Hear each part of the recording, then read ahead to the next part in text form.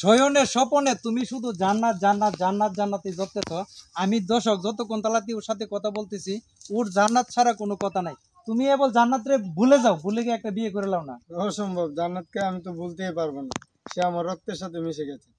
আমি যদি মরে যাইতে আসে না, জান্নাতের নাম মুছা যাবে, এর ছাড়া মুছা সম্ভব না। তুমি তো এখন একটা তোমার একটা লাইফ আছে না, তোমার তো একটা লাইফ আছে।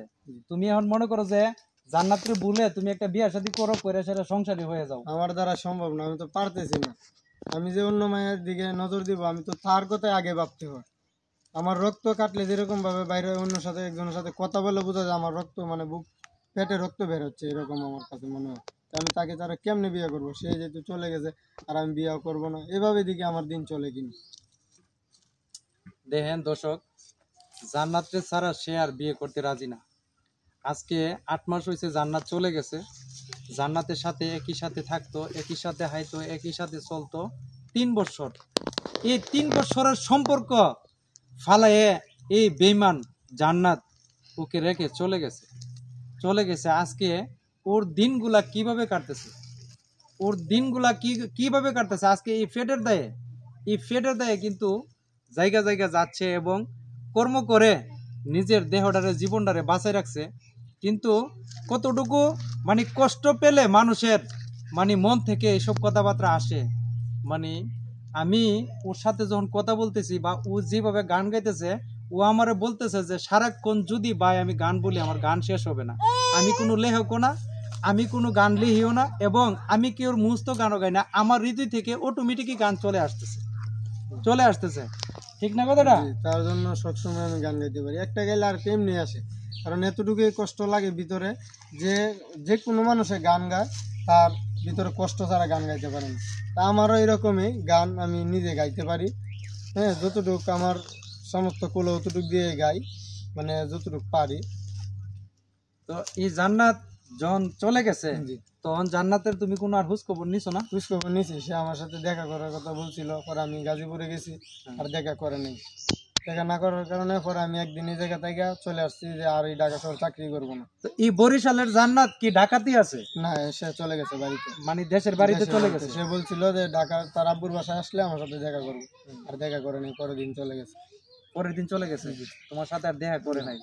দেখেন কতটুকু নিষ্ঠুর, কতটুকু বেঈমান, কতটুকু যে মানে মানে কতটুকু হইলে এরকম কাজ করতে পারে। দেখেন এতদিনের সম্পর্ক যে এই ছেলেটারে যে আমি রাখিয়া গেছি, অন্তত পক্ষে একটু খোঁজখবর নিয়ে একটু হেরে সন্তুষ্টজনক 2টা কথাবার্তা বলি, কিন্তু এটাও সেই জান্নাত করে নাই। আজকে এই বিরহর গান নিয়ে আজকে ছেলেটা বনে বনে ঘুরতেছে। তো এই জান্নাতরে নিয়ে আরেকটা গান গাইবো, গানটা একটু শুনেন। আমি তুমি দেখা হইলে দুইজনে, প্রেমের আগুন জ্বলে গোপনে। আমি তুমি দেখা হইলে দুইজনে, প্রেমের আগুন জ্বলে গোপনে। রিস্কা দিয়া যাইতে চিলে, সঙ্গে ছিল আর একজন। আমারে দেখিয়া বন্ধু চমকে উঠল তোমার মন। রিস্কা দিয়া যাইতেছিলে, সঙ্গে ছিল আর একজন। আমারে দেখিয়া বন্ধু চমকে উঠল তোমার মন। আমি যে তোর প্রেমের পাগল, আমি যে তোর প্রেমের পাগল, পইরা গেছি সামনে, প্রেমের আগুন জ্বলে গোপনে। আমি তুমি দেখা হইলে দুইজনে, প্রেমের আগুন জ্বলে গোপনে।